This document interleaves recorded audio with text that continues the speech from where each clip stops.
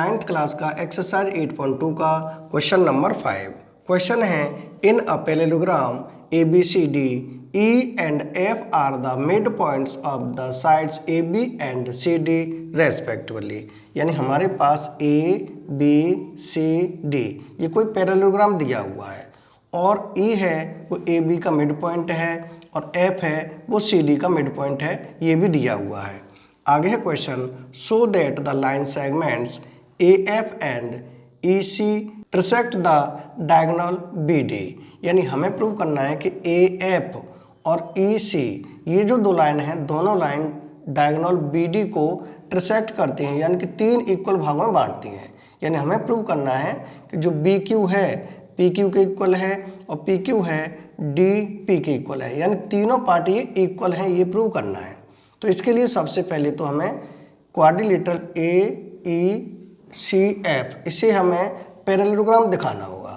तो इसके लिए लेंगे हमें दिया हुआ है कि AB होगा CD के इक्वल। क्यों होगा? क्योंकि opposite side of a parallelogram. तो इसे लिखें AB इक्वल टू CD। लिख सकते हैं opposite side of a parallelogram. Bracket में लिखेंगे opposite sides of a parallelogram, यानी पैरेललोग्राम की अपोजिट साइड है तो इनका हाफ भी इक्वल होगा, यानी कि 1/2 AB इक्वल टू होगा 1/2 CD। 1/2 यानी हाफ का मतलब हो जाएगा AE इक्वल टू हो जाएगी CF के। तो इसे हम लिख सकते हैं AE इक्वल टू CF और ये इसके पैरेलल भी होगी। क्यों होगी? क्योंकि जो AB है CD के पैरेलल भी है और AB है वो CD के इक्वल भी है। तो ये AE पैरेलल हो जाएगी CF के, यानी यहाँ लिखें AE पैरेलल होगी CF के, यानी जो AE है वो CF के पैरेलल भी है और AE CF के इक्वल ही है। इसका मतलब AECF ये बन जाएगा एक पैरेललोग्राम। तो यहाँ लिखें देयरफॉर AECF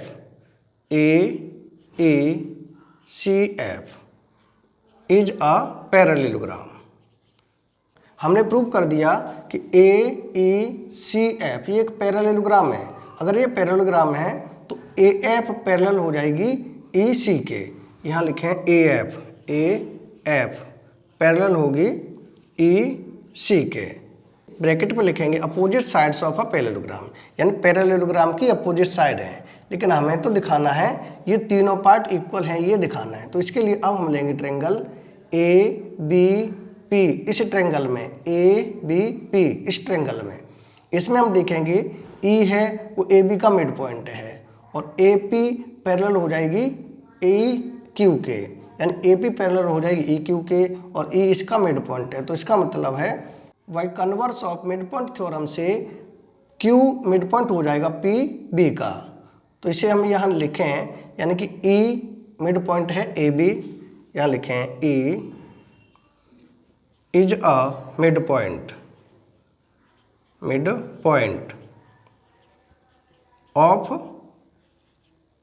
AB यानी E AB का मिड पॉइंट हो गया और AP पैरेलल हो जाएगी EQ के, क्योंकि अभी हम प्रूव कर चुके हैं कि AF है वो EC के पैरेलल है। तो इसे लिखें AP पैरेलल होगी EQ के, EQ।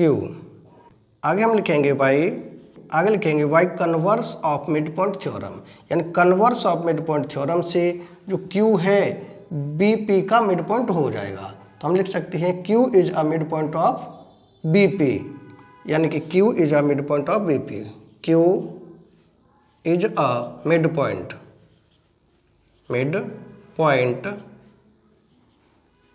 ऑफ BP, यानी कि जो Q है BP का मिड पॉइंट होगा। अगर ये मिड पॉइंट है तो इसका मतलब है कि BQ इक्वल टू PQ। इसे लिख सकते हैं BQ इक्वल टू PQ। इसे हम इक्वेशन फर्स्ट माने। इसी तरह से अब हम देखेंगे ट्रायंगल CDQ। इस ट्रायंगल में जो F है CD का मिड पॉइंट है और पी एफ पैरेलल है क्यू सी के। तो इसका मतलब है पी मिड पॉइंट हो जाएगा डी क्यू के by converse of mid point theorem से।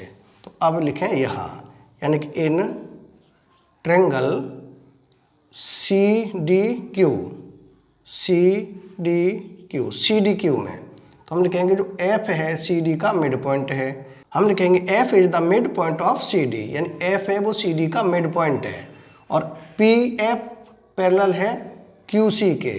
यहाँ लिखें पी एफ पैरेलल है सी क्यू, यानी कि जो पी एफ है सी क्यू के पैरेलल है, तो पी हो जाएगा मिड पॉइंट डी क्यू का। तो यहाँ लिखेंगे by converse of mid point theorem, यानी कि by converse of mid point theorem से पी हो जाएगा मिड पॉइंट डी क्यू का। हम लिखेंगे P is a mid point of D Q, यानी कि जो पी है डी क्यू का मिड पॉइंट है। तो इसे हम लिख सकते हैं P Q equal to D P, यानी कि P Q equal to D P. ये हो जाएगी हमारी इक्वेशन सेकेंड।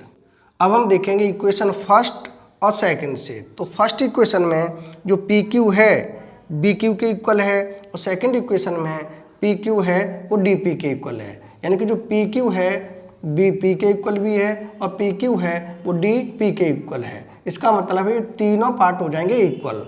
तो इसे हम लिख सकते हैं फ्रॉम फर्स्ट एंड सेकंड, यानी फर्स्ट और सेकंड से ये हो जाएगा B Q equal to P Q, या लिखें B Q equal to P Q equal to हो जाएगा D P equal to D P.